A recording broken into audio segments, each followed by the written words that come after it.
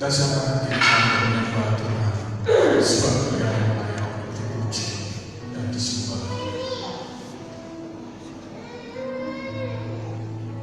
Mari kita memuji Tuhan dengan pakai berdiri, mudahkan Tuhan dalam hati kami, berhiaskan kekudusan.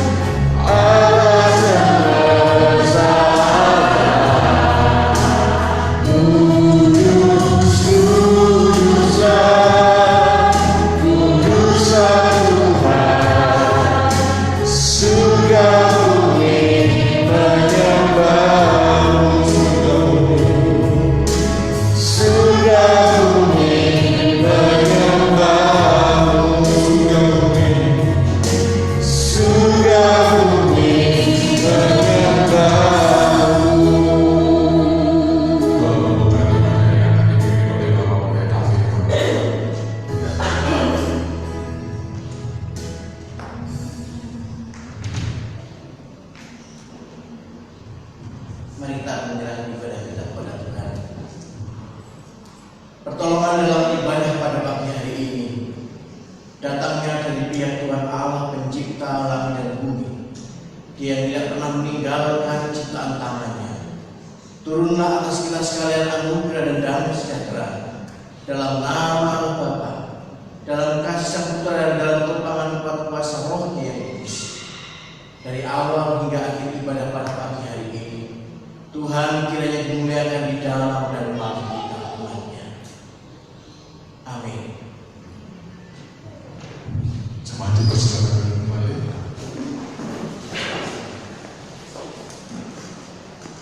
Sepatutnya kita bersyukur untuk segala kebaikan Tuhan dan kemurahan-Nya, karena Tuhan memelihara kita. Kalau kita ada saat ini, itu semua karena kemurahan Tuhan. bersyukur untuk segala kebaikannya. Kita akan berdoa syukur. Sebelumnya kita akan menaikkan pujian, menaikkan syukur padamu Yesus.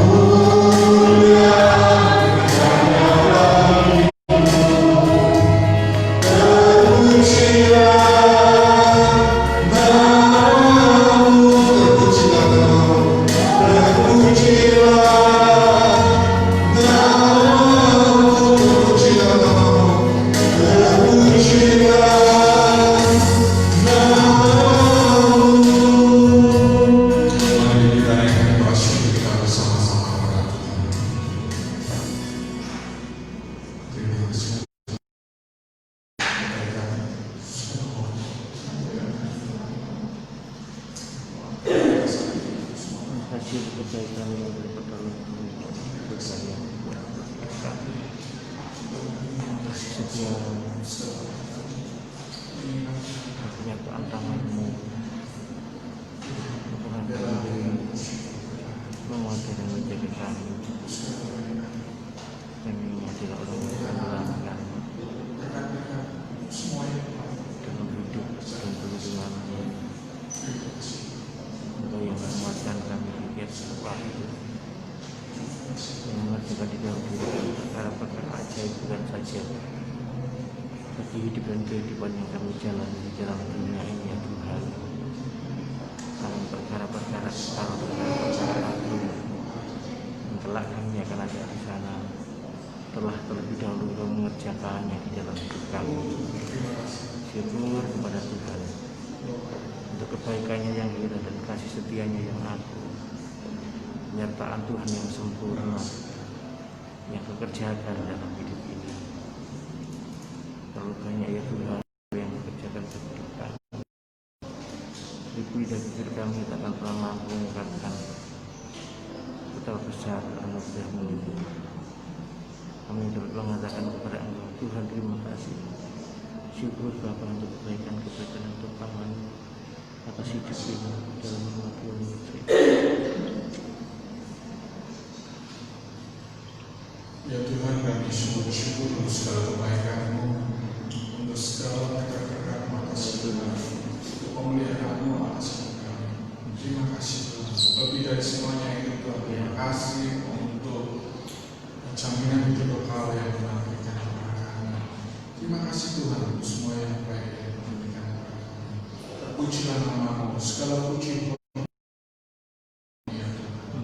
Dan di dalam Allah yang kami kenal di dalam nama Tuhan Yesus, kami sudah berdoa. Haleluya, amin. Kita akan bersorak-sorai bagi Tuhan karena kebaikan yang tidak pernah berakhir dalam hidup kita. Mari kita akan bangkit berdiri, kita akan nyanyikan satu pujian Tuhan Yesus baik. Tiada berkesudahan kasih setiamu Tuhan.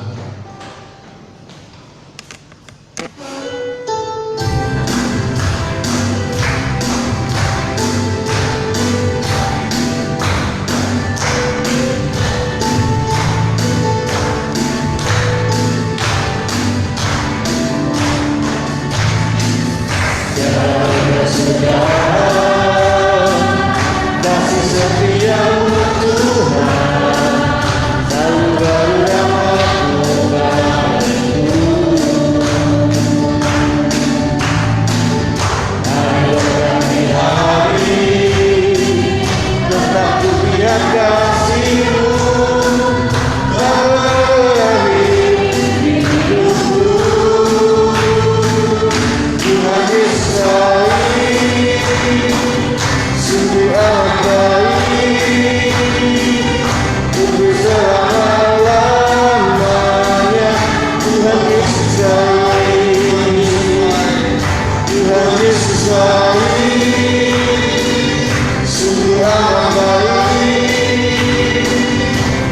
selalu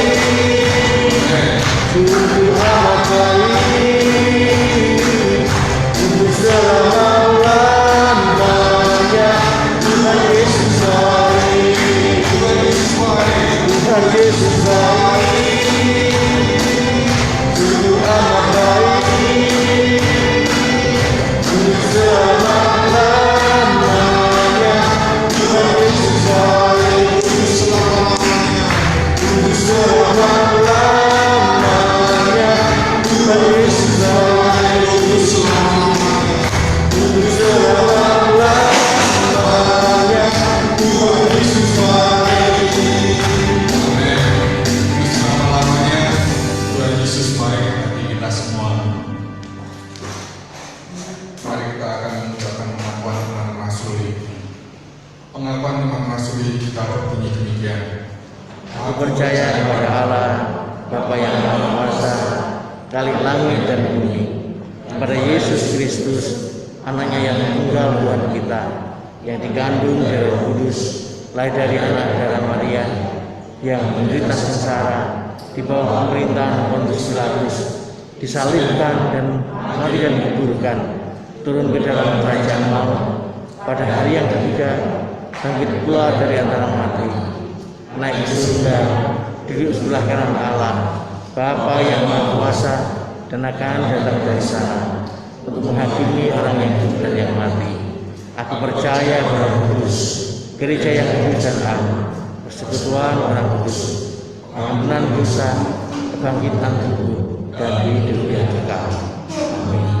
Jemaat dipersilakan duduk kembali.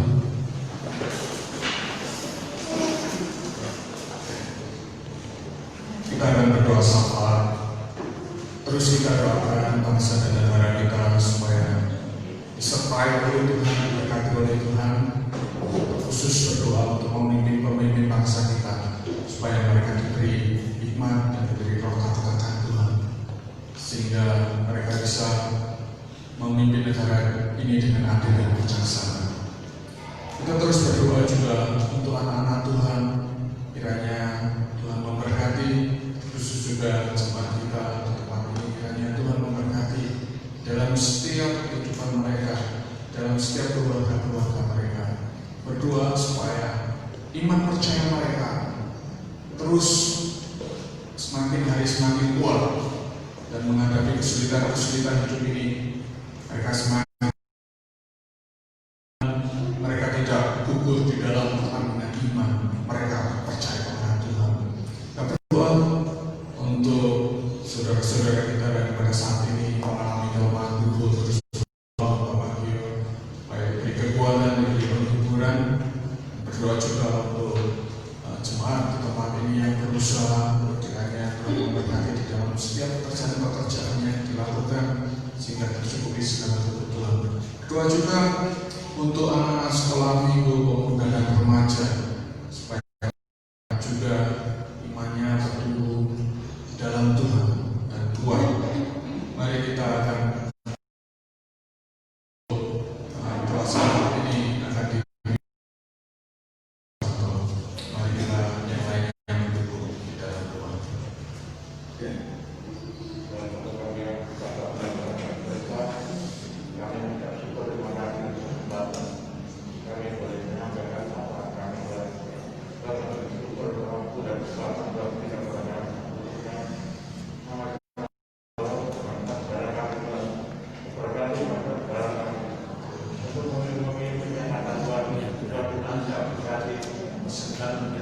Kiranya Tuhan memberikan hikmat, bijaksana dan kecerdasan, jika Dia mampu memimpin bangsa ini. Tuhan, dengan situasi pandemi yang saat ini mewabah seluruh dunia, untuk Indonesia, Tuhan, kiranya vaksin dan obat segera ditemukan hingga untuk kita semua dapat melewati pandemi ini dengan kekuatan yang dari Tuhan. Ya Tuhan. Kami yang percaya dengan kuasa-Mu, kami akan kita melewati segala perkembangan yang Tuhan berikan kepada kami. Tuhan, kami bersyukur kesempatan dalam Tuhan berikan kami senantiasa kami boleh bisa beribadah untuk memuliakan nama Tuhan. Kami masih berikan pada saudara-saudara saat ini yang kelihatan tidak ada Tuhan, mungkin dalam bepergian atau masalah lain, dengan Tuhan yang mereka dalam perjalanan, mungkin yang lain mungkin ada persoalan yang lain, terutama yang saat ini mengalami kelemahan tubuh. Kami berikan pada Bapak Gio, anak Elsa, Tuhan, buat kamu akan menopang, dan kami akan percaya kuasa guru dan kebesaran dan program. Kami yakin semua akan kami menyembuhkan segala penyakit yang diderita. Amin.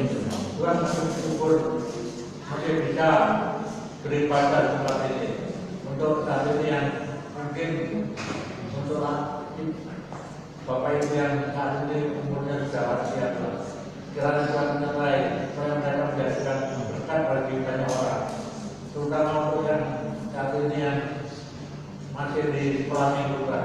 Kiranya Tuhan mau memberikan kekuatan mereka, kuatkan iman mereka, sehingga tetap setia untuk menopang dan setia untuk mengikuti Tuhan. Tuhan, kami juga tidak berjalan di saat ini. Masih Tuhan percaya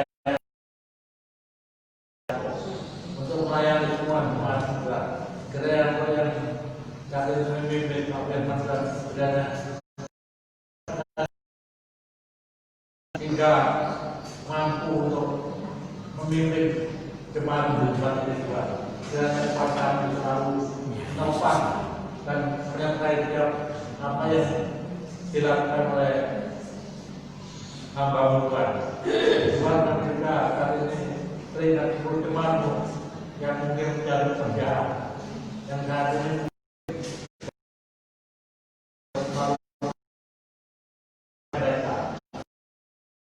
apa yang kita sampaikan satu persatu Tuhan, dan Engkau yang lebih tahu apa pergumulan dan persoalan kami. Kami serahkan semua perkara kami dalam nama-Mu, hanya di dalam nama Tuhan kami. Amin. Amin. Sebelumnya, boleh datang kepada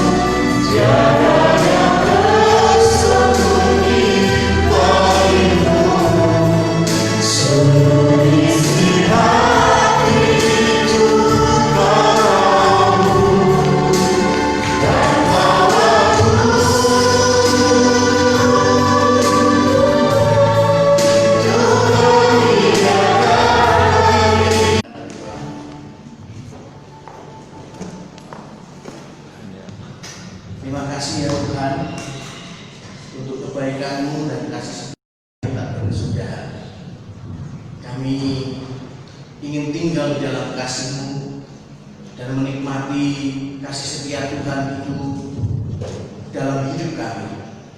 Sebab kasih setia-Mu itu memberikan kepada kami kehidupan. Kasih setia-Mu itu memberikan kepada kami pengharapan. Kasih setia-Mu itu membuka jalan buat kami menjadi anak-anak Tuhan yang ditolong untuk mengenal Engkau lebih dalam lagi, yang semakin dalam, supaya dengan demikian Tuhan bahwa hidup kami dari waktu ke waktu akan mendekati keserupaan dengan Kristus sebagai teladan dan gambaran hidup sempurna yang Allah berikan kepada kami untuk kami ikuti. Karena kami berdoa kiranya firman pada hari ini akan mengerjakan hal yang sama seperti yang kami rindukan, Tuhan. Bahwa di tempat ini kami diajar, di tempat ini kami ditolong mengenal Tuhan. Dalam waktu-waktu kami mendengarkan firman, kami dibimbing menjadi anak-anak Tuhan yang mengerti bagaimana dan untuk apa kami di dalam dunia ini. Sehingga dengan demikian Tuhan, langkah-langkah kaki kami akan terjaga dalam kehidupan yang benar, dalam kehidupan yang sempurna dan memuliakan Tuhan dari hari ke hari. Berkatilah kami sekalian dari hamba-Mu yang menyampaikan maupun kami yang mendengar, ya Tuhan. Kami sekalian adalah orang-orang yang berada pada posisi dan tanggung jawab yang sama, yang untuk meresponi dan menghidupi firman-Mu dengan setia. Terima kasih Bapak, kami menyerahkan semua ke dalam tangan-Mu. Dalam nama Tuhan Yesus kami berdoa. Semua yang kita katakan amin. Di nama Tuhan Bapak Ibu kita bersyukur untuk kesempatan di hari ini kita dapat kembali berhimpun untuk beribadah, merenungkan firman Tuhan bersama-sama, dan kiranya kita akan ditopang untuk menjadi makin sempurna, ya, hari ke hari menjadi umat Tuhan yang disiapkan untuk menyambut Kristus kelak ketika Ia datang kembali ke dalam dunia ini sebagai Raja segala raja, sebagai Tuhan segala Tuhan, dan sebagai Gembala yang mempunyai hidup kita. Saya berharap koneksi signal akan baik karena beberapa kali tadi sempat gangguan, ya, untuk streaming kita hari ini, sinyal internetnya. Jadi mari kita berdoa supaya Tuhan menolong sehingga saudara-saudara kita yang tidak hadir tidak terhalang juga untuk dapat mendengarkan firman Tuhan pada hari ini. Dan tentu saya berharap kita yang datang pada hari ini akan bisa memberikan respon yang jauh lebih baik, ya. Kita online, tapi saya berharap kita tidak online dengan sesuatu yang bukan Tuhan, gitu ya. Jadi mari kita fokuskan seluruh perhatian kita secara penuh hari ini untuk merenungkan firman Tuhan.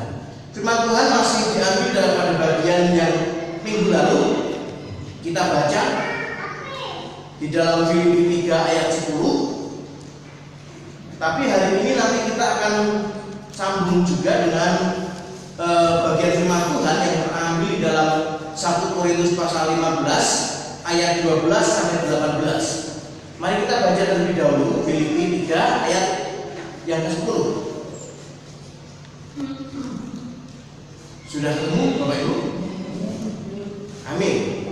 Yang kukehendaki ialah mengenal Dia dan kuasa kebangkitannya dan persekutuan dalam penderitaannya, di mana aku menjadi serupa dengan Dia dalam kematiannya.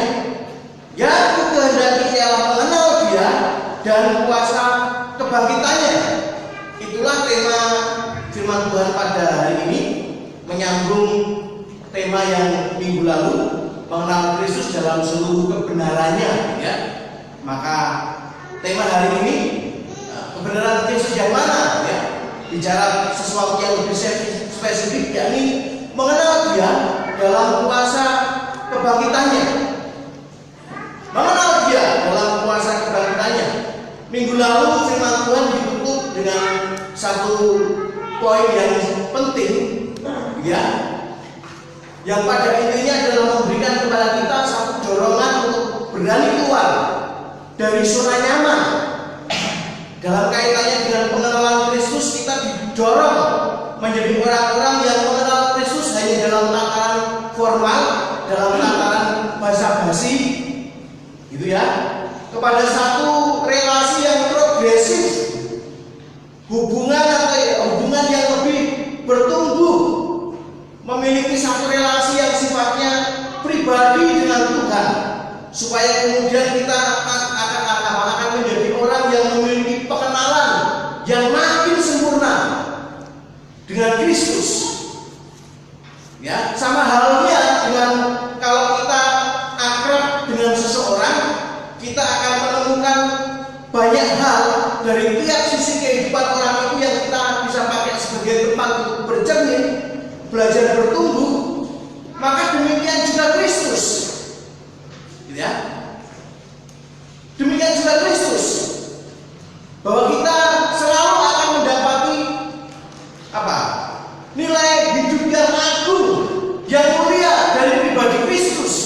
Seperti yang saya kemarin katakan, orang seperti Rasul Paulus yang dikenal sebagai seorang yang saleh, penyerahan yang penuh kepada Tuhan, masih berdoa, masih menjadikan pengenalan Kristus itu, mengenal Kristus lebih dalam, menjadi harapannya.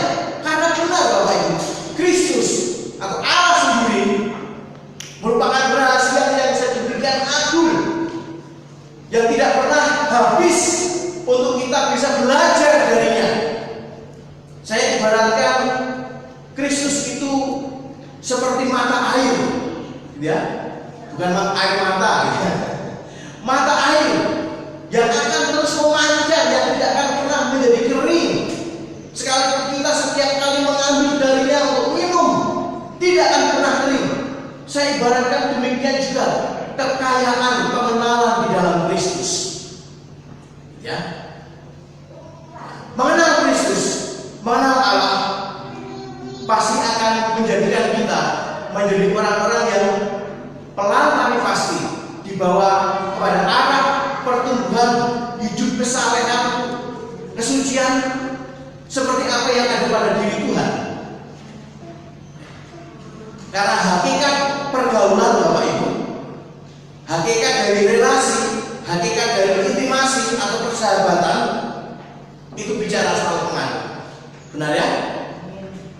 Persahabatan atau pergaulan itu bicara soal pengaruh. Seperti yang beberapa tahun lalu saya sampaikan, ya. Pergaulan itu bicara soal pengaruh. Karena kalau kita ingin menjadi baik, bergaulan dengan orang yang baik. Kalau kita ingin menjadi orang yang matang secara rohani, dewasa secara rohani, maka bergaulan dengan orang yang matang dan dewasa secara rohani. Nah, ini menjadi satu poin yang penting. Nah, firman Tuhan mengatakan pergaulan yang buruk itu merusak kebiasaan yang baik. Karena itu mari kita bergaul dengan seorang yang punya nilai, kualitas, karakter, cara hidup yang baik, supaya kebaikannya itu pelan tapi pasti terimpartasi kepada kita. Di dalam dunia ini kita mengenal banyak orang saleh, banyak orang baik, betul ya? Tapi saya yakin dengan benar bahwa dari sekian banyak orang yang baik dan saleh itu, tidak ada orang yang dapat menyamai Kristus, betul ya? Sebagai satu-satunya figur, satu-satunya teladan sempurna yang kehidupannya dapat kita contoh sebagai model. Sebab Kristus itu adalah guru agung yang dalam seluruh teladan hidupnya, sisi-sisi hidupnya itu dapat kita pelajari. Nah, dan hari ini kita akan belajar dari apa yang dikatakan oleh Rasul Paulus, ya, mengenal Yesus. Dari apa tadi Bapak Ibu? Kuasa kebangkitannya. Mengenal Kristus dari kuasa atau dalam kuasa kebangkitannya. Nah, Bapak Ibu, apakah yang menarik dan istimewa dari kebangkitan Kristus? Apa yang menarik dari kebangkitan Kristus? Sebab jika kita bicara soal orang yang dibangkitkan dari kematian, Kristus bukan satu-satunya, benar? Karena Alkitab memberikan kepada kita catatan tentang siapa-siapa yang pernah mati dan bangkit. Jadi bukan hanya Kristus, gitu ya.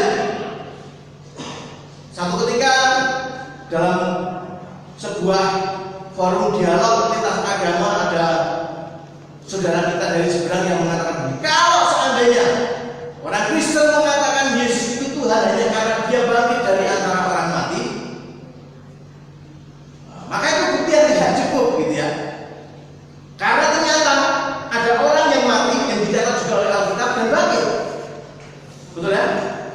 saya rasa Yesus Tuhan, Yesus adalah Tuhan, tidak dibuktikan hanya dengan hal itu. Betul ya? Terlalu banyak hal, terlalu banyak kebenaran yang menyatakan bahwa Yesus itu adalah Tuhan. Ya, tapi sekali lagi kembali pada tadi, apa istimewanya? Mengapa kebangkitan Kristus itu berbeda? Maka kita akan menemukan jawaban dari pertanyaan itu dari apa yang disampaikan oleh Rasul Paulus di dalam 1 Korintus pasal 15. Coba kita lihat bagian itu. 1 Korintus pasal 15 ayat 12 sampai 18. 1 Korintus pasal 15 ayat 12 sampai 18. Silakan dicari terlebih dahulu. Kalau sudah ketemu katakan amin.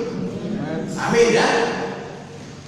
Mari kita baca 1 Korintus 15 ayat 12 sampai 18. Jadi bila mana kami beritakan bahwa Kristus dibangkitkan dari antara orang mati, bagaimana mungkin ada di antara kamu yang mengatakan bahwa tidak ada kebangkitan orang mati? Kalau tidak ada kebangkitan orang mati, maka Kristus juga tidak dibangkitkan. Tetapi andai kata Kristus tidak dibangkitkan, maka sia-sialah pemberitaan kami dan sia-sialah juga kepercayaan kamu. Lebih daripada itu, kami ternyata berdusta terhadap Allah, karena tentang Dia kami katakan bahwa Ia telah membangkitkan Kristus, padahal Ia tidak membangkitkannya. Kalau andai kata benar bahwa orang mati tidak dibangkitkan, sebab jika benar orang mati tidak dibangkitkan, maka Kristus juga tidak dibangkitkan. Dan jika Kristus tidak dibangkitkan, maka sia-sialah kepercayaan kamu dan kamu masih hidup dalam dosamu. Demikianlah binasa juga orang-orang yang mati dalam Kristus.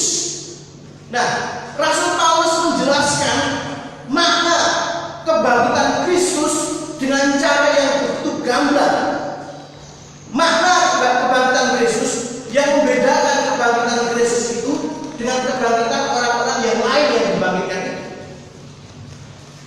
Kalau mereka yang mati selain Kristus dibangkitkan, maka mereka dibangkitkan oleh anugerah Allah sebagai orang yang beroleh tadi anugerah, bukti pernyataan kuasa Allah yang hanya apa? Dan pengalaman itu hanya berdampak pada diri mereka sendiri dan hanya sekedar menjadi contoh, gitu ya, keagungan kuasa Allah. Tetapi tadi Rasul Paulus mengatakan bahwa kebangkitan Kristus itu punya nilai, makna yang jauh lebih dalam dari itu. Apakah maknanya? Yang pertama, bahwa kebangkitan Kristus, kebangkitannya itu menjadi fondasi iman yang mendatangkan kepastian keselamatan. Jadi kuasa kebangkitannya itu menjadi fondasi iman yang mendatangkan kepastian keselamatan. Yang tadi dibangkitkan untuk dirinya sendiri, gitu ya. Tapi kebangkitan Kristus itu punya dampak yang memberi harapan kepada seluruh isi dunia. Karena tadi disebutkan bahwa kebangkitan Kristus itu menjadi patron atau menjadi model, tapi juga sekaligus menjadi jaminan kepastian masa depan bagi semua orang yang percaya kepada Kristus, bahwa kita juga akan dibangkitkan dalam kehidupan yang lebih mulia, kehidupan abadi, ya, kehidupan yang lebih mulia, kehidupan yang abadi di dalam keselamatan. Hal ini bukan mitos. Apa yang disampaikan di dalam iman Kristen mengenai kebangkitan orang mati yang memberikan kepada kita harapan itu, ini bukan mitos, Bapak.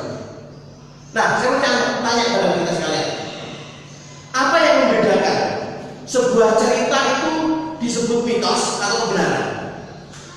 Apa yang membedakan? Sebuah cerita itu mitos atau kebenaran? Apa mitos, Bapak? Ya Pak? Mitos. Mitos itu adalah cerita yang tidak bisa dibuktikan kebenarannya, betul ya? Misalnya gini, cerita apa?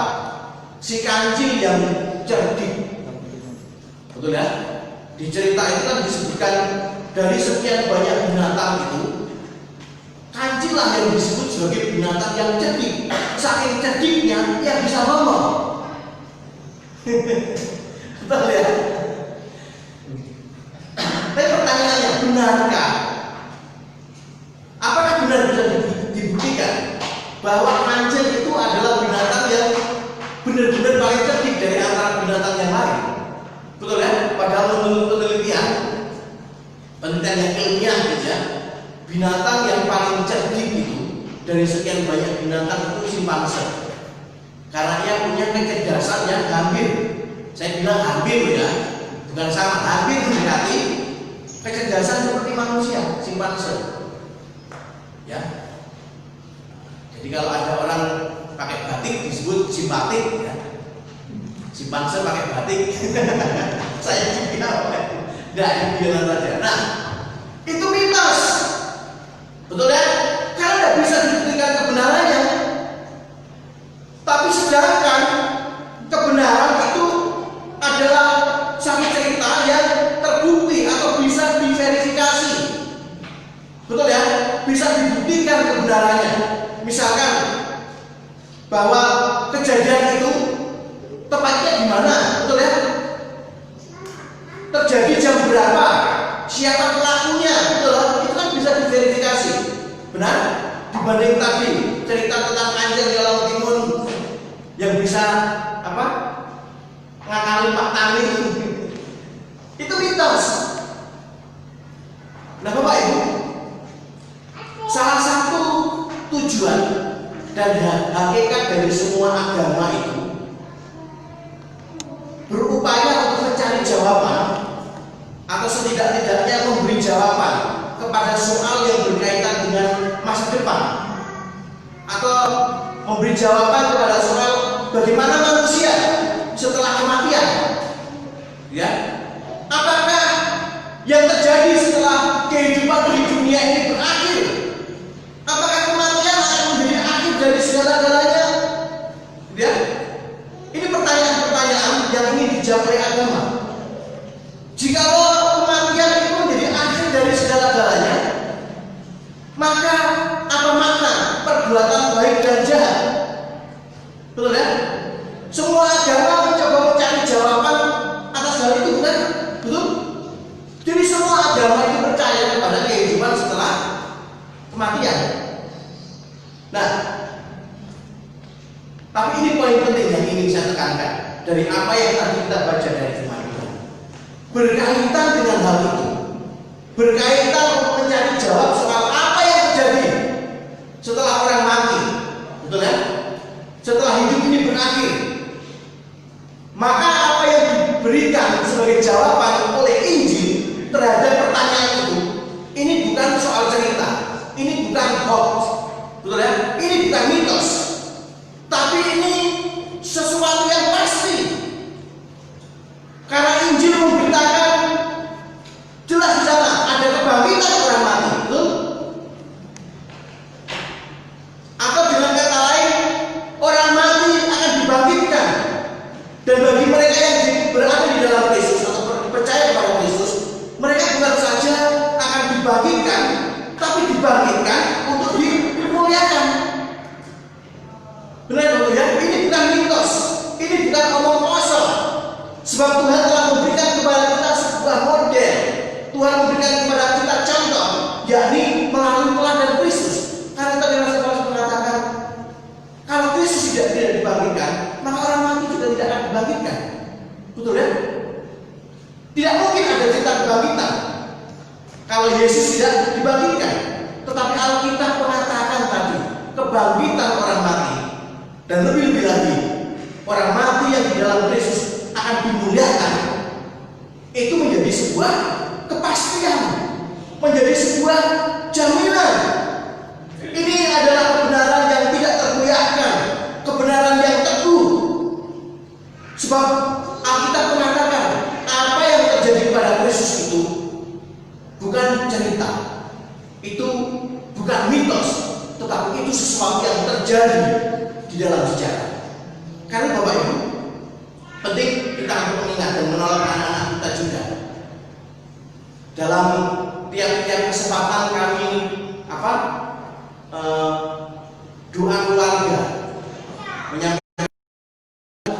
Satu poin yang saya selalu sampaikan kepada Andrew adalah begini,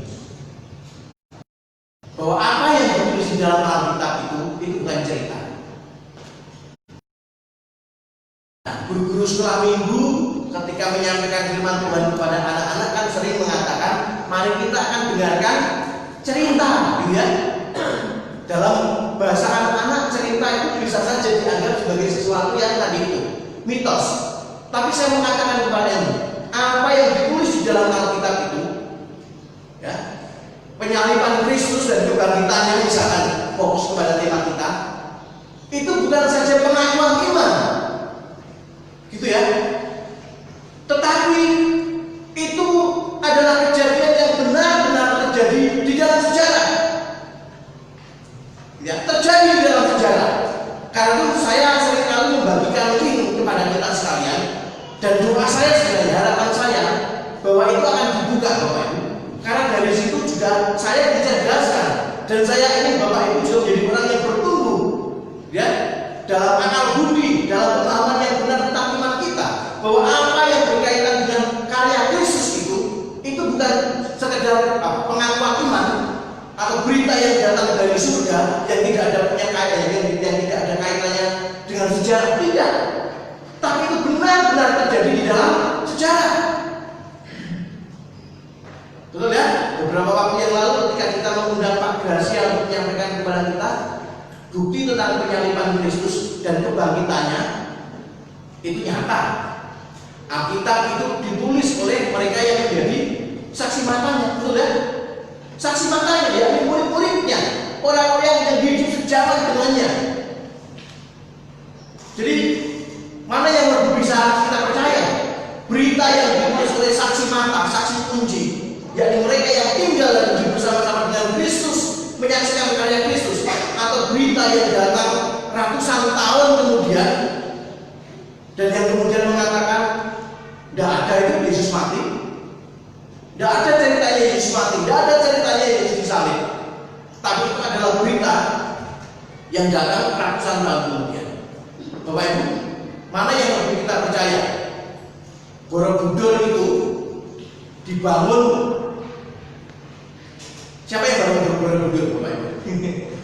saya tiba-tiba lupa, ya, saya tadi ingat tiba-tiba lupa. Ya. Tapi ada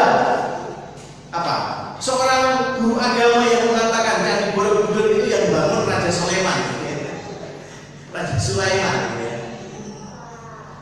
Nah, siapa yang bangun Borobudur itu, Bapak Ibu? Bisa dilacak secara sejarah, karena ada prasasti, gitu ya, tulisan sejarawan kuno yang menceritakan siapa sebenarnya yang membangun Borobudur itu, ya. Lalu tiba-tiba ada orang yang di masa ini mengatakan, oh enggak, bukan dia yang bangun, tapi yang bangun yang di Borobudur itu adalah Nabi Sulaiman. Mana yang kita percaya? Tentu adalah mereka yang hidup sejaman, betul ya? Karena itu gini, Pak Bambang itu menyampaikan satu pernyataan yang baik, yang menolong kita untuk bisa mendapatkan tadi itu, sebuah kebenaran yang menolong kita begitu. Sejarah yang penuh bukti itu adalah mitra bagi iman yang penuh bakti. Betul ya? Sejarah yang penuh bukti itu adalah mitra bagi iman yang penuh dengan bakti. Jadi Bapak Ibu, tadi berkaitan dengan soal kebangkitan Kristus, kepastian soal kebangkitan orang mati. Alkitab mengatakan itu bukan cerita. Itu adalah sebuah kebenaran yang teguh, yang Allah telah mulai, yang Allah telah kerjakan dengan menjadikan Yesus sebagai contoh. Bahwa Yesus ketika ia mati dalam keadaannya sebagai manusia, lalu kemudian dibangkitkan dalam satu kualitas hidup yang lebih baik, tubuh surgawi, tubuh kemuliaan, di mana sakit penyakit, penderitaan tidak lagi bisa menyentuhnya. Maka itu juga menjadi sebuah kepastian tadi itu bagi setiap orang yang percaya kepada Kristus. Amin. Karena itu Bapak Ibu, Rasul Paulus menegaskan dalam suratnya yang lain, ketika bicara soal kematian, dia dengan lantang mengatakan apa? Bagiku hidup adalah Kristus Dan mati adalah, halo? Mati adalah bencana. Mati adalah keuntungan. Mengapa? Karena ketika Rasul Paulus mengungkapkan itu, di dalam iman matanya tertuju kepada pengharapan, kepada kepastian keselamatan yang telah dirintis dan dikerjakan melalui kebangkitan dari Kristus. Hidup bagiku adalah Kristus dan mati adalah keuntungan. Karena bagi orang percaya yang percaya pada Kristus, kematian bukanlah sesuatu yang menakutkan baginya. Dan kematian orang yang percaya kepada Kristus itu sebaliknya adalah jalan emas menuju kepada apa? Kemuliaan yang Allah telah sediakan bagi mereka yang percaya kepada nama itu. Amin. Mari katakan kepada kanan kiri kita, dalam Yesus kita punya kepastian keselamatan loh. Bukan mitos. Keselamatan. Tapi ini kebenaran yang Allah telah mulai di dalam Kristus. Kristus menjadi modelnya. Kristus menjadi jaminannya bahwa kebangkitannya memberi kepada kita kuasa juga untuk kelak akan menerima kehidupan kekal yang sama seperti dia. Yang kedua, Bapak Ibu, kuasa kebangkitannya itu memberi daya dan kepastian atas hasil perjuangan iman kita. Kuasa kebangkitannya itu memberi daya dan kepastian hasil perjuangan iman kita. Sebagaimana tadi disebutkan bahwa hakikat agama itu menjawab soal tadi, makna kebaikan dan makna kejahatan. Jelas bahwa kepastian adanya kebangkitan orang mati pada saat yang sama juga menjawab ini, menjawab makna kebaikan dan kejahatan, atau makna beriman dan tidak beriman, taat dan tidak taat. Tentu keduanya tidak mungkin berakhir sama, betul ya? Sebab sudah jelas di dunia pun antara kejahatan dan kebaikan hasilnya beda. Betul nggak? Antara kebaikan dan kejahatan itu hasilnya beda. Jadi contoh, kejahatan itu hasilnya adalah kesengsaraan, betul ya? Merusak kehidupan. Nah sebaliknya, kebaikan itu membangun, kebaikan itu membahagiakan.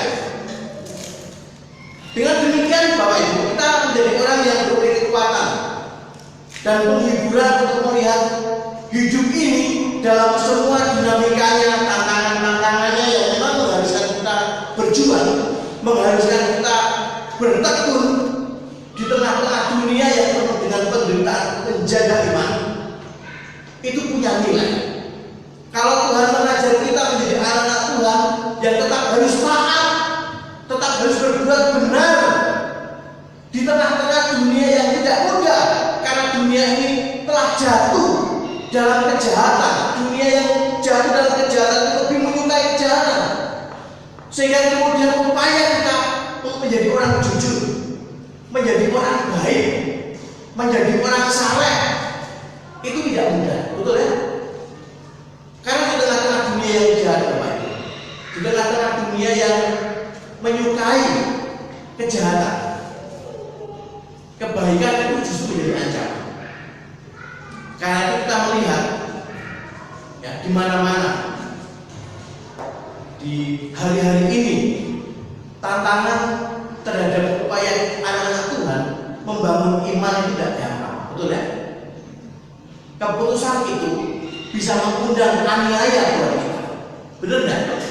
Saya maksudkan aniaya ini tidak selalu bicara soal fisik, tapi juga aniaya bisa dalam rupa aniaya secara psikis, secara mental, betul ya?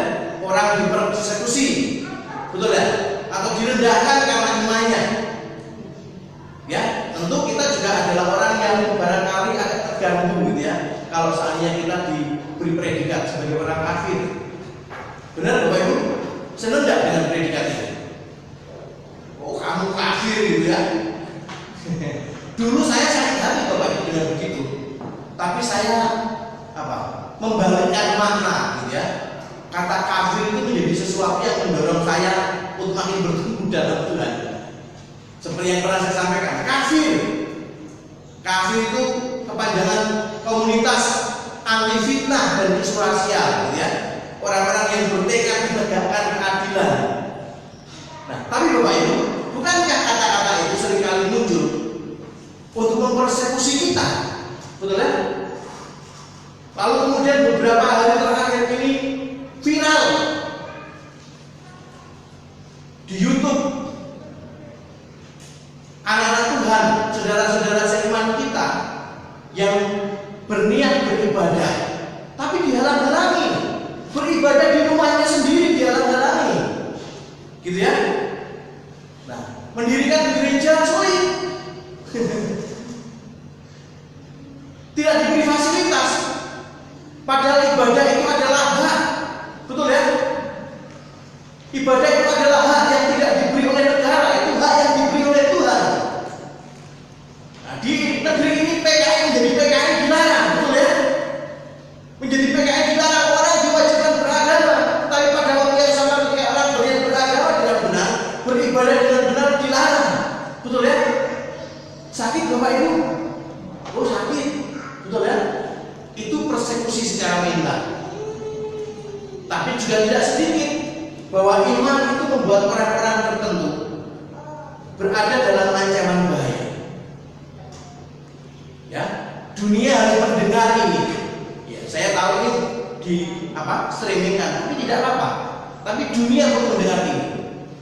Bahwa ada begitu banyak anak-anak Tuhan di belahan dunia yang lain yang ibadahnya, imannya kepada Kristus harus dibayar dengan penderitaan, dengan kematian. Gitu ya. Banyak terjadi Bapak Ibu.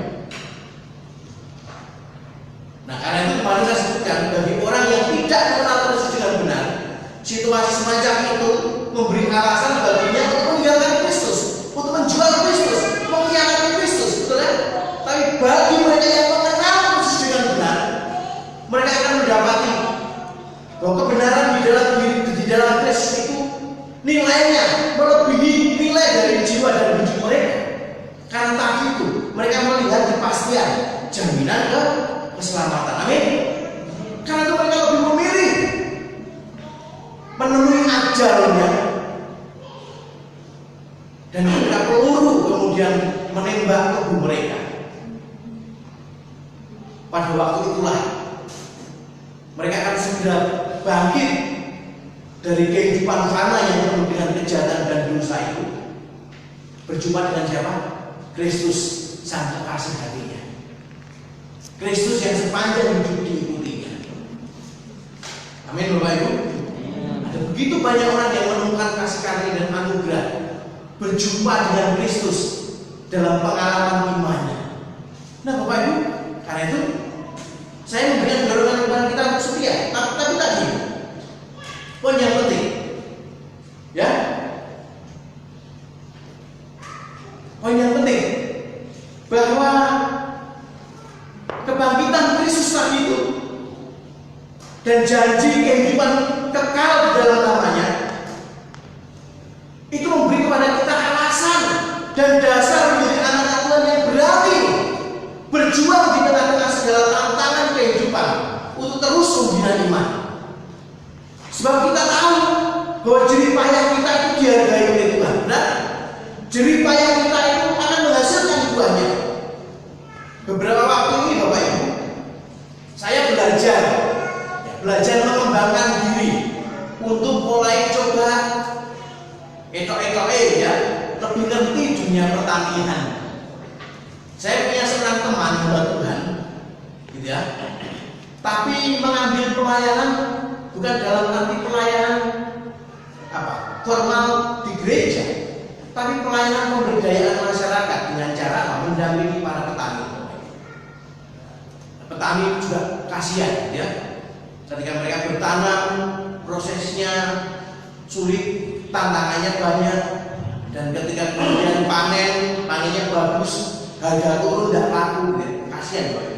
Nah, kami mendampingi para petani di daerah Sumbermanjing Wetan itu, di bekas PTPN, saya lupa PTPN berapa, tapi itu adalah daerah dulu bekas perkebunan coklat.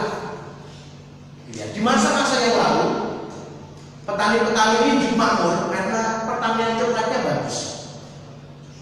Tapi kurang lebih sekitar 8 tahun belakangan ini tanah menjadi rusak karena pemakaian pupuk kimia dan sebagainya.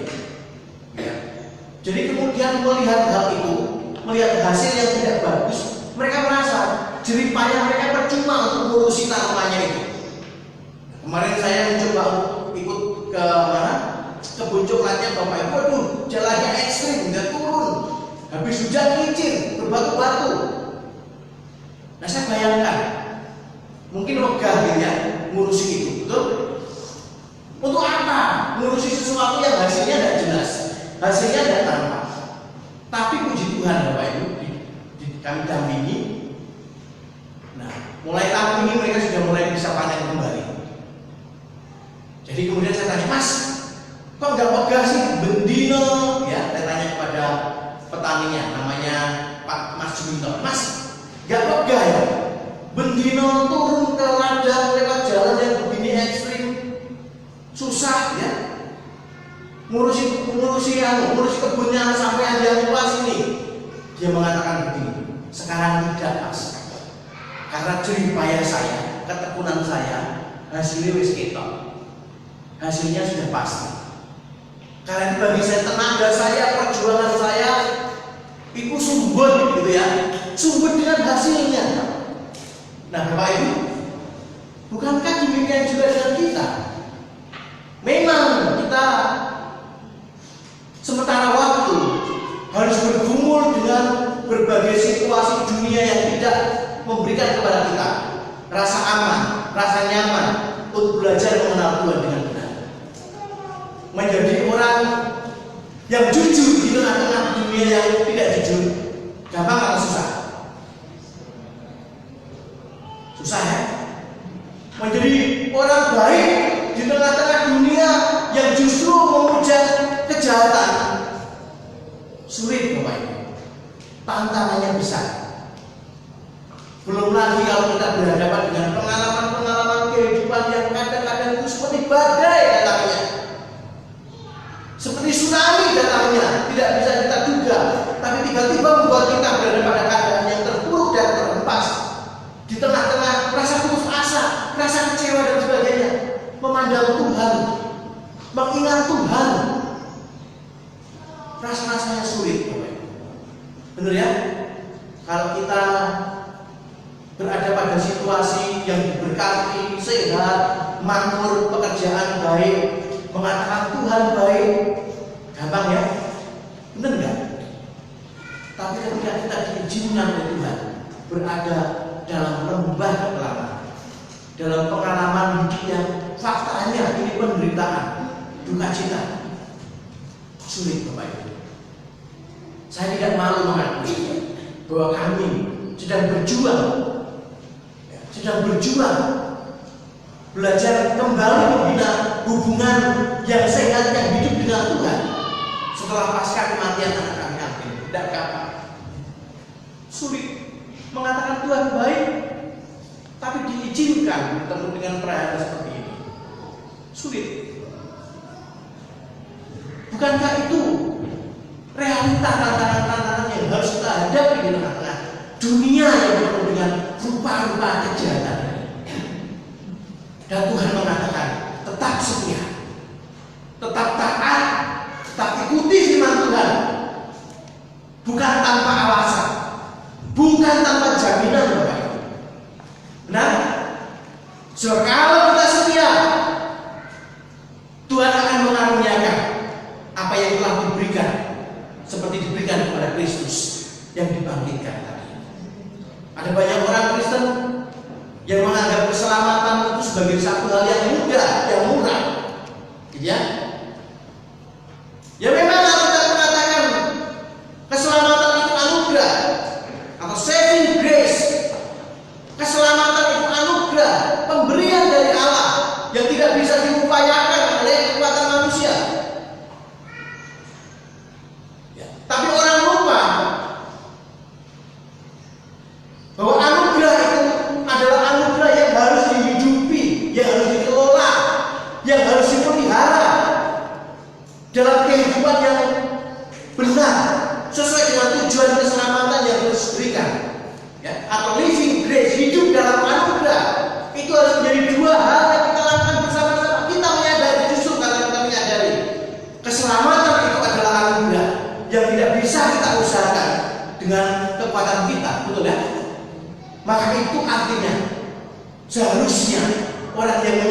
besarnya anugerah, pada waktu yang sama juga menjadi orang yang mampu menghargai anugerah.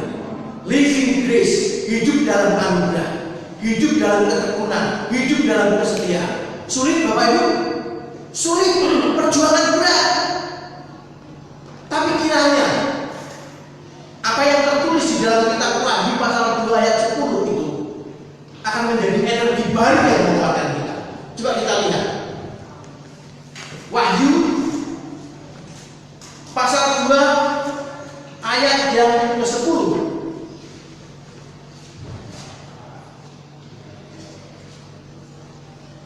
Wahyu pasal 2 ayat yang ke-10. Oke, sudah ketemu Bapak Ibu? Wahyu 2 ayat 10. Jangan takut terhadap apa yang harus engkau derita. Sesungguhnya iblis akan melemparkan beberapa orang dari antara kamu ke dalam penjara supaya kamu dicobai dan kamu akan beroleh kesusahan selama 10 hari. Apa yang firman Tuhan katakan selanjutnya? Hendaklah engkau setia sampai mati dan aku akan mengaruniakan kepadamu mahkota kehidupan. Ini firman Tuhan yang diberikan oleh Allah kepada jemaat-jemaat yang dalam konteks penerima surat Wahyu itu akan menerima ujian yang besar. Tapi firman Allah mengatakan hendaklah engkau, apa Bapak Ibu? Setia sampai mati. Setia itu bukan selingkuh tiada akhir, bukan ya? Setia sampai mati. Living grace, hidup dalam anugerah itu, tetap berdiri di dalam anugerah itu sampai akhir. Kita tidak diselamatkan oleh Tuhan karena kita punya predikat Kristen. Kristen hanya sebagai agama tidak akan pernah mengubah apapun dan tidak menjamin apapun, gitu ya. Tetapi kalau kita hidup di dalam anugerah, menghidupi anugerah di dalam keselamatan yang Yesus berikan, itulah Bapak Ibu yang memberikan kepada kita jaminan keselamatan.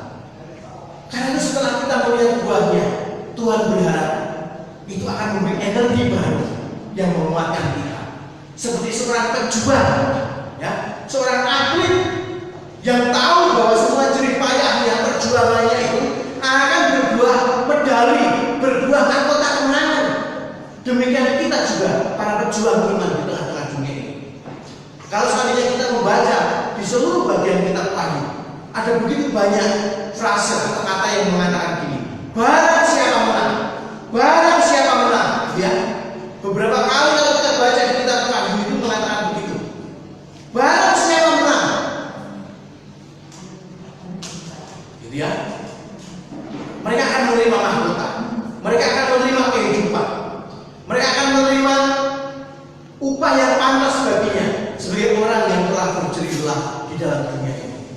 Bapak Ibu, Kristus dengan karyanya akan selalu menjadi rahasia agung yang akan menguatkan kita, menolong kita menjadi anak-anak Tuhan yang rindu makin dekat kepadanya, dan pengenalan akan Kristus pelan tapi pasti kita menghidupinya. Living grace tadi akan membuat kita menjadi anak Tuhan dari waktu ke waktu, akan mengalami keserupaan, mendekati gambar dari Kristus yang menjadi teladan bagi iman kita. Hidup kita tidak akan menjadi makin ringan, saya jamin. Tantangan akan makin berat, saya jamin. Tapi di atas semua, janji penyertaan Tuhan akan menyertai kita. Amin. Mari kita berdoa. Terima kasih ya Tuhan untuk anugerah yang hari ini dapat kembali kami dengar, bahwa ada rahasia yang sedemikian agung dan kebenaran yang melampaui emas permata nilainya dalam kuasa kebangkitan. Sebab kuasa kebangkitan memberikan kepada kami satu jaminan yang pasti apa yang akan terjadi atas hidup kami kelak ketika kematian menjemput kami, bahwa kami akan berada pada satu tempat yang agung dan mulia, tempat di mana Kristus berada di sana dan bertahta sebagai Tuhan segala Tuhan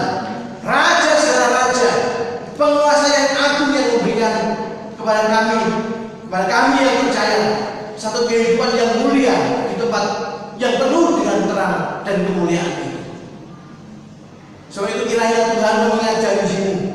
Sementara kami sedang berjalan di tengah-tengah dunia ini dengan segala tantangan-tantangan dan kesulitan-kesulitannya yang seringkali yang membuat kami menangis, bergumul, menderita dengan semuanya itu.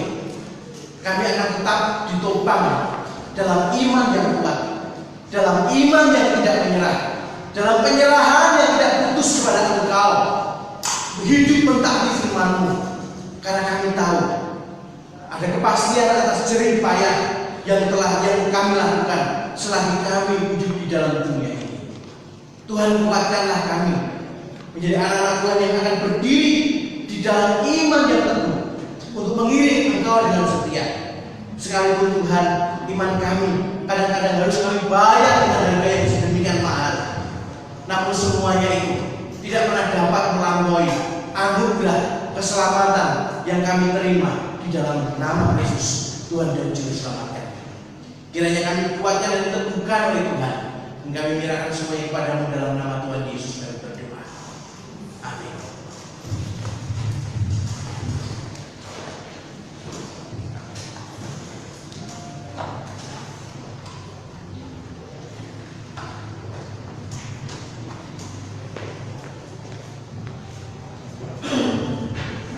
Saatnya kita akan memberikan persembahan. Saya minta kesediaan untuk Ibu Christine dan Ibu Vivi untuk membantu mengendalikan kantong persembahan. Sebelum kita akan memberikan persembahan, kita akan berdoa. Terlebih dahulu dan Ibu Christine akan memimpin doa.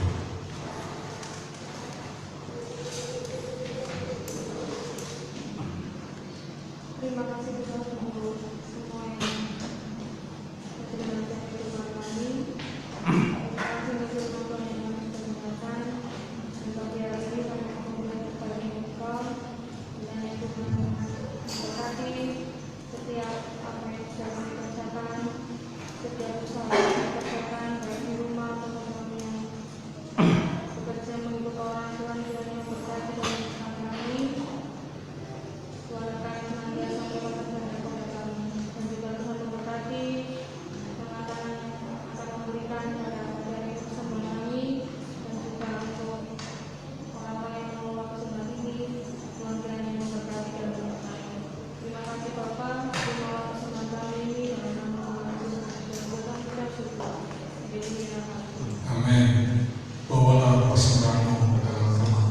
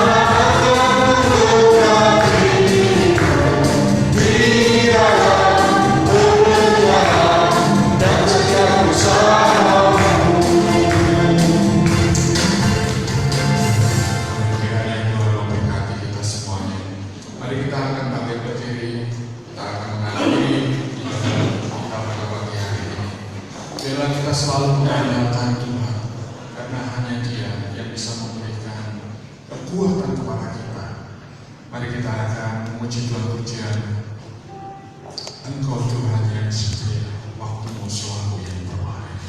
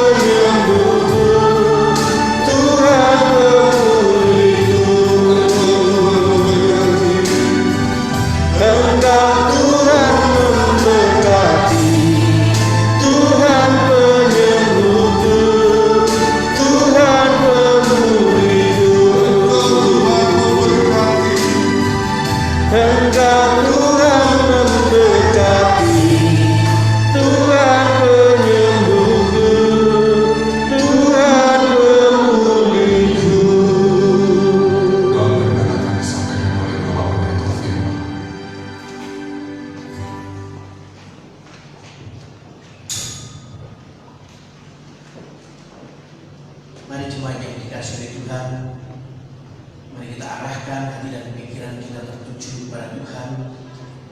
kita pulang dengan sebuah tekad bahwa kita akan menjadi anak Tuhan yang akan bergegas masuk dalam satu relasi yang dalam dengannya, mengenal Kristus dalam segala kebenarannya. Pulanglah dan terimalah berkat Tuhan. Kiranya Bapa Surgawi, sumber segala rahmat, akan menganugerahkan kepada kita kasih setia dan pemeliharaan yang tidak berkesudahan, yang memenuhkan kita dengan kasih-Nya yang ajaib, kasih sempurna di dalam Kristus Tuhan dan Juru Selamat kita. Demikian juga Ia akan menuntun kita dalam kuat kuasa Roh Kudus-Nya menjadi anak-anak Tuhan yang berjalan dalam pengenalan akan Tuhan, mengamalkan firman Tuhan tiap-tiap hari dan membawa kita kepada arah pertumbuhan yang makin sempurna seperti Kristus, supaya kelak ketika Yesus datang kedua kali, Ia akan menjumpai kita menjadi umat yang menjaga kudus kebenaran bagi namanya. Amin.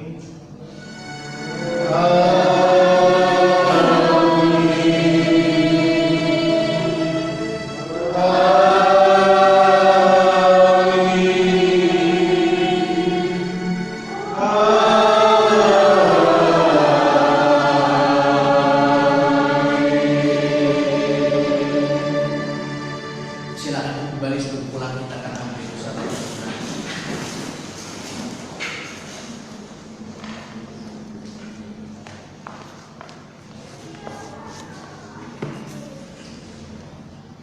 Amin. Ibadah kita sudah selesai, Bapak Ibu. Terima kasih untuk Bapak Ibu yang melayani pada hari ini. Demikian juga kita sekalian, baik yang ada di gereja maupun yang di rumah, berkat dan sejahtera Tuhan atas kita sekalian. Saya terus mengingatkan Bapak Ibu supaya kita di masa-masa pandemi akan tetap hidup dalam kewaspadaan yang penuh, ikuti protokol kesehatan, ya, pakai masker dan sebagainya seperti apa yang dianjurkan oleh pemerintah. Kita mencegah bersama-sama. Sebagaimana yang saya umumkan beberapa minggu lalu dan kemudian saya teruskan via WA Group, bahwa dalam tahun ini kita akan melayani 2 pernikahan, ya. Pernikahan nikah dari saudara kita Rizky dengan pasangannya Cynthia akan dilakukan pada hari Sabtu minggu ini. Mohon Rizky hadir. Oh ya, Rizky di atas ya. Rizky putra dari Bu Yayu dan Pak Joni akan dilakukan pernikahannya oleh gereja kita, tetapi akan meminjam tempat di KIN Busana. Untuk pemberkatan nikah Bapak Ibu, karena ini masa pandemi, jadi kita masih diwajibkan untuk ikut maksudnya menjaga protokol, jumlah kehadiran dibatasi. Oleh karena itu mungkin nanti untuk hadir di pemberkatan nikah saya yang bersama dengan beberapa Bapak Ibu majelis, ya. Tapi prinsipnya kita sekalian diundang dalam perjamuan syukur yang diadakan di rumah di Mergan Lori Gang 1, betul sih? Mergan Lori Gang 1 setelah acara pemberkatan peneguhan nikah di gereja. Jadi silakan Bapak Ibu hadir. Nanti untuk Bapak Ibu majelis yang hadir, nanti saya akan beritahukan. Mohon maaf, bukan berarti ini mau dianggap penting dan tidak penting, bukan ya, karena memang kita harus berbagi tempat dengan keluarga kedua mempelai, dan juga karena tempat kita di sana, maka juga beberapa majelis di sana juga akan hadir. Jadi mungkin nanti ya tadi itu saya sampaikan tidak semua akan bisa hadir di acara pemberkatan nikah, tapi prinsipnya kita semua keluarga besar di KIN Maranatha diundang dalam perjamuan syukur yang diadakan oleh keluarga setelah pemberkatan gereja. Pemberkatan akan dilakukan jam 9 pagi tanggal 3 Sabtu besok. Kemudian pemberkatan nikah untuk saudara kita Michael dan Tabitha Retno di depan, bisa balik berdiri. Masih lama ya, Desember nanti tanggal 11 ya. Kemarin saya umumkan tanggal berapa? Saya agak lupa Bapak Ibu ya, pikirannya banyak. Tanggal 11 pelaksanaannya nanti akan dilaksanakan di Hotel Savana. Jadi nanti waktu dan hal-hal yang selanjutnya nanti akan diumumkan berikutnya. Saya ingin mengajak kita berdoa supaya segala sesuatu akan berlangsung dengan baik. Demikian juga tadi Pak Kantor berdoa untuk Elsa ya kita bersyukur pelan tapi pasti merasa dalam keadaan yang lebih baik. Kapan hari ketika kami berkunjung, trombositnya sudah mendekati yang sempurna, ya. Saya yakin itu berkat ketekunan dan doa kita sekalian. Mari kita juga berdoa juga untuk Pak Eki, dia sedang bongkar rumah, perbaikan rumah. Nah, setidaknya kita mendukung juga dalam doa, syukur-syukur ada yang bermurah hati imbang dana, gitu ya. Tapi setidaknya kita dukung dalam doa supaya dalam segala pelaksanaannya semuanya berjalan baik, semua berjalan aman. Itu saja Bapak Ibu yang saya sampaikan. Mari kita pulang dengan tetap menjaga protokol kesehatan. Tidak perlu ada kontak fisik, ya. Pulang dengan tertib. Dan kalau tidak ada hal yang terlalu penting, tidak usah mampir-mampir. Nah, rumah kita adalah rumah paling nyaman di seluruh dunia. Amin. Tuhan memberkati kita. Di nama Tuhan.